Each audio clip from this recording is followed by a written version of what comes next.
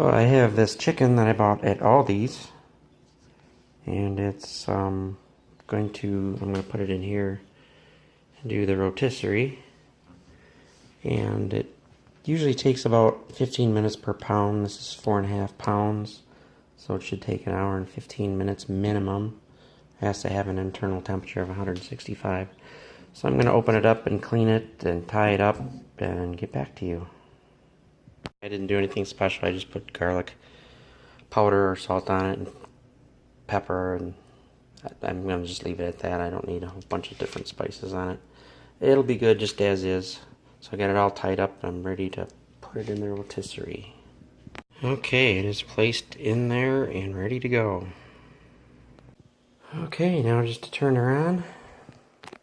It is on normal rotation. For an hour and a half we'll set it.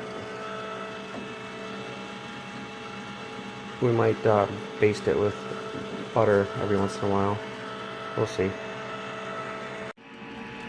Okay, this has been going for an hour and 20 minutes, so let's stop it and check the temperature. Hopefully it's between 165 and 180. Looks good. It's almost to 180. It's well over 165, so that's perfect. It looks very well done. I'll let it go just a little bit longer and pull her out. Looking yummy. Let it sit for 10 or 15 minutes. Make my potatoes, vegetable, and I'll have a meal. Yep, here we go.